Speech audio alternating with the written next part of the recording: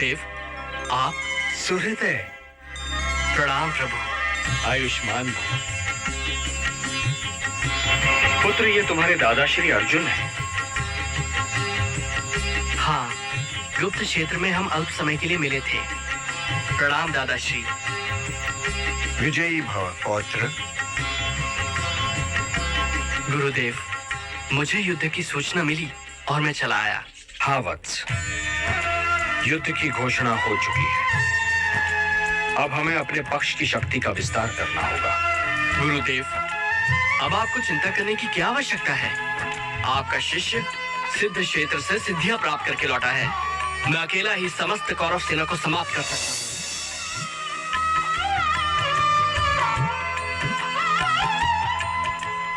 गुरुदेव, ये है मेरी साधना का प्रसाद जो मुझे देवी सिद्धम्बिका और भगवान शिव ने दिए हैं।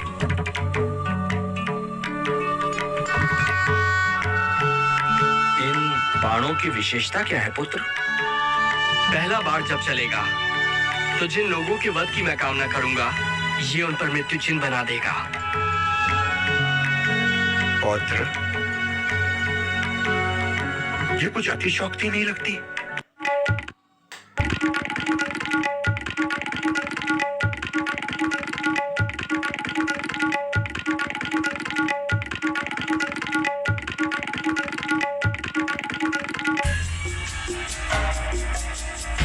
इस वृक्ष के सारे पत्ते मेरे लक्ष्य पर हैं गुरुदेव।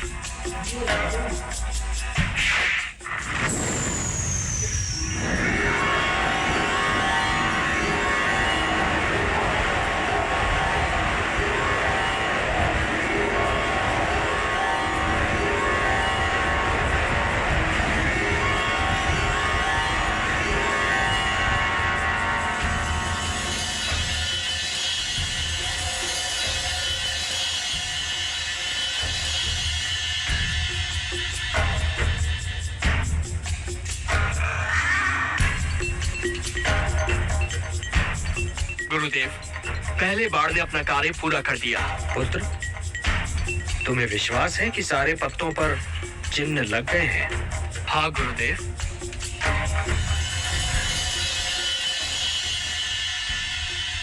गुरुदेव, अब मेरे दूसरे बाण को छोड़ने से जितने पत्तों पर चिन्ह हैं, वो भूमि पर गिर जाएंगे। और तीसरा बाण तो प्रलय के समान है। यदि मैंने इसका प्रयोग किया तो सारी सृष्टि का विनाश हो जाएगा। मैं इसका प्रयोग कभी नहीं करूंगा। रुक जाओ पौत्र। अब मुझे पूर्ण विश्वास है कि इस महायुद्ध में हम पांडव दुर्बल नहीं हो सकते। दुर्बल तो अब कौरव लगते हैं। ऐसा मत कहिए दादाश्री, अन्यथा अनर्थ हो जाएगा। क्या अनर्थ होगा पुत्र? गुरुदेव, मैंने देवी सिद्धम्बिका तथा भगवान शिव को वचन दिया है कि युद्ध में जो पक्ष कमजोर सिद्ध होगा, मैं उसकी ओर से युद्ध करूंगा।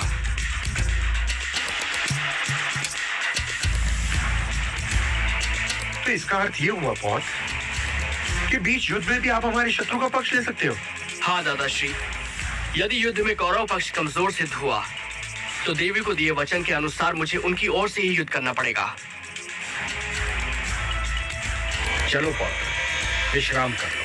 क्षमा करें गुरुदेव, मैंने निर्णय लिया है कि युद्ध क्षेत्र से बाहर रहकर ही युद्ध देखूंगा।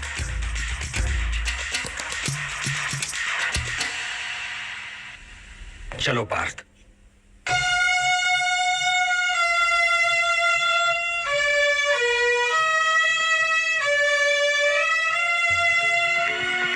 हे केशव, हे जनार्दन, इस युद्ध में तो हमारी विजय निश्चित है। निस्संदेह, किंतु जो मैं अभी सुनकर आ रहा हूं उसका अर्थ यह है कि पहले हमें पराजय की सीमा तक पहुंचना होगा।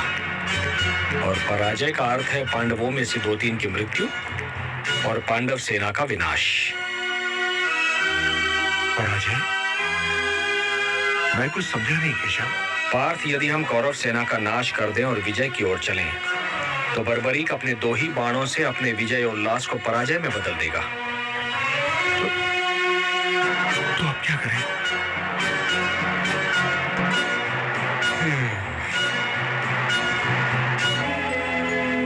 तारीख को युद्ध से हटाना होगा, अन्यथा ये युद्ध की दिशा बदल देगा।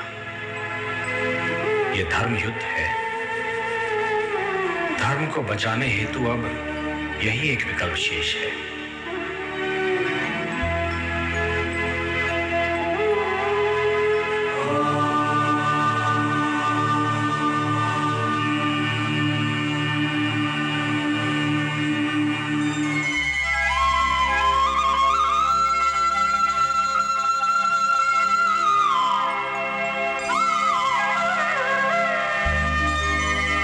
सूर्योदय, प्रणाम गुरुदेव। प्रणाम दादाश्री। आयुष्मान भवा।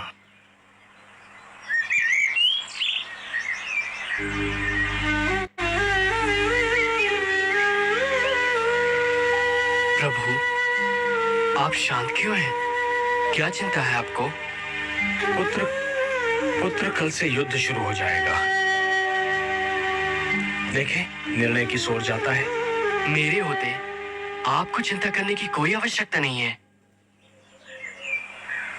यदि कौरवों के पक्ष में युद्ध जाता देखा तो मात्र 2 क्षण में ही मैं सारे योद्धाओं को समाप्त कर दूंगा।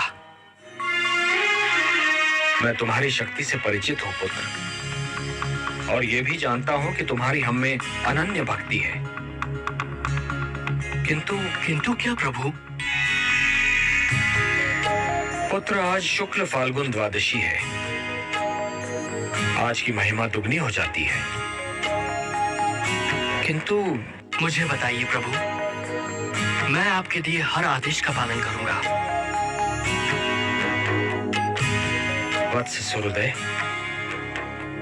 युद्ध से पूर्व चंडी एक बलि चाहती है, और बलि उसी की चढ़ाई जाएगी जो अतुलित बलशाली होगा।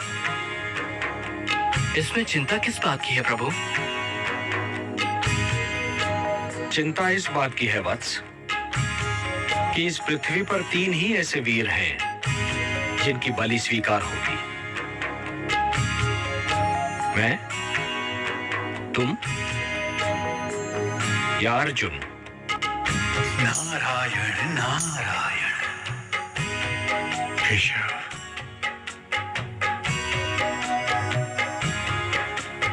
बस इतनी सी बात है केशव? क्या यही आपकी चिंता है? तो हे जनार्दन, इस बलि के लिए मैं अपने आप को प्रस्तुत करता हूं केशव, अपने आप को। तुम ये नहीं कर सकते पार्थ। ये धर्म युद्ध है। यदि एक भी पांडव कम हो जाएगा तो ये युद्ध धर्म युद्ध नहीं कहलाएगा। बस एक ही मार्ग शेष है। मैं स्वयं ही अपना बलिदान दे देता हूं। वैसे भी युद्ध ना करने की प्रतिज्ञा ली है मैंने। एक सारथी तो हूं तुम्हारा। नहीं केशव, नहीं। प्रभु, आप मेरे गुरु हैं, श्रेष्ठ हैं, सभी तरह से ज्येष्ठ हैं मेरे। ये अधिकार सिर्फ मेरा है, मेरा। मुझे आज्ञा दीजिए प्रभु। आपके चरणों की सौगंध खाकर कहता हूँ, आपके उद्देश्य को पूरा करने के लिए मैं अपने शीश की बलि देता हूँ।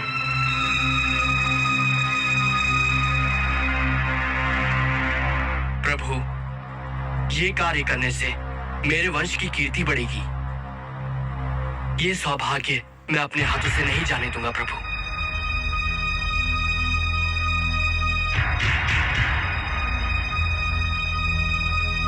सोचिए मत प्रभु। उठाइए ये शस्त्र और मेरे शीश को धड़ से अलग करके चंडी मां को बलि चढ़ाइए। मैं ऐसा नहीं कर सकता। यदि मैंने ऐसा किया तो ये बलिदान नहीं होगा, हत्या होगी।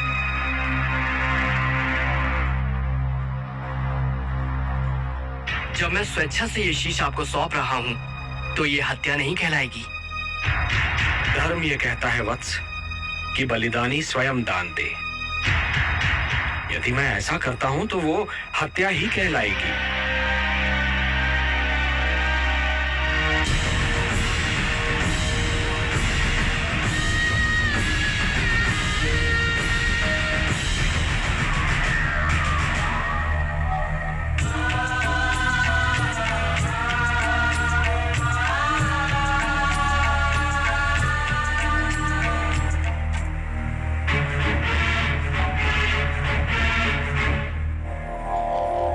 नारायण नारायण। धर्मराज, घटोत्कच पुत्र बर्बरीक ने श्री कृष्ण के कहने पे अपना शीश दान कर दिया।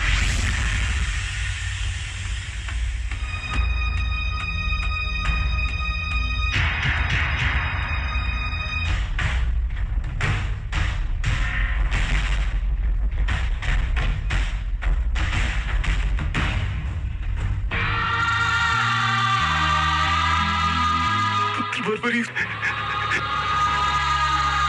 पौत्र, ये तूने क्या किया? वासुदेव, ये आपने उचित नहीं किया। अब मैं हिडिंबा और मौरवी को क्या उत्तर दूंगा?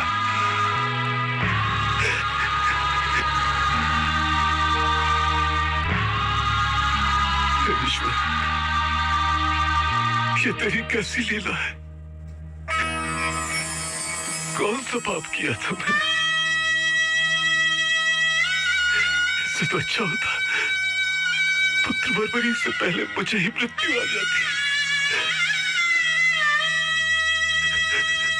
कम से कम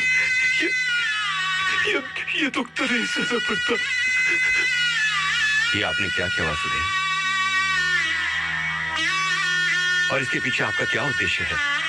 बोलिए ना केशव।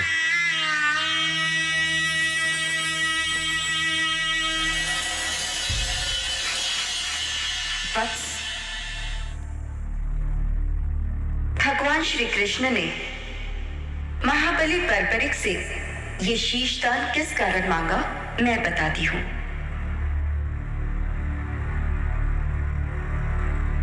ब्रह्मदेव द्वारा घमंड करने पर इन्हें ये श्राप दिया गया कि अगले जन्म में जब पृथ्वी पर धर्म की रक्षा के लिए युद्ध होगा, तब श्री कृष्ण के द्वारा इन्हें मोक्ष प्राप्त होगा और वे ही इनकी मृत्यु का कारण बनेंगे। इसलिए इसमें श्री कृष्ण का कोई दोष नहीं। आपको श्री कृष्ण पर कोई दोष नहीं लगाना चाहिए।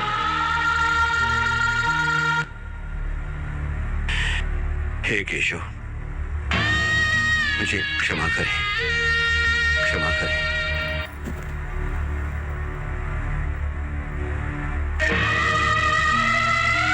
हे देवी, ये एक भक्त का शीश है। इसे अमृत से सींचो और अजरामर बना दो।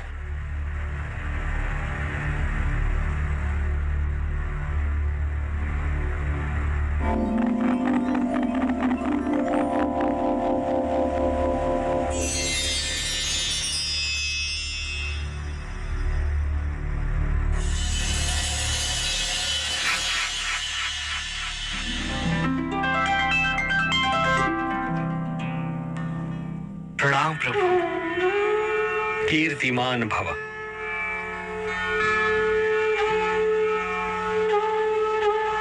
पुत्र बर्बरीक, तुम्हारे त्याग, साधना और तुम्हारे इस महान शीशदान ने तुम्हें नर से नरश्रेष्ठ बना दिया है। तुम जैसा महात्मा केवल सृष्टि के कल्याण के लिए आता है। आज मैं तुम्हें अपना वो नाम देता हूं जो माता यशोदा ने स्वयं मुझे दिया था, श्याम। नारायण नारायण। और तुम्हें मैं अपनी सारी शक्ति भी प्रदान करता हूं। कलयुग में तुम्हें लोग श्याम के नाम से पुकारेंगे। जय श्री श्याम, जय श्री श्याम, जय श्री श्याम, जय श्री श्याम। वत्स, अपनी इच्छा मुझे बताओ। हे नारायण, हे श्याम, मेरी दो इच्छाएं हैं। प्रथम इच्छा, मेरी देह को आपके हाथ से अग्नि मिले। और मेरी दूसरी इच्छा, मैं महाभारत का युद्ध देखने आया था, मैं वो देखना चाहता हूं। तुम्हारी दोनों इच्छाएं पूर्ण होंगी वत्स। तुम्हारे इस शीश का कभी अंत नहीं होगा।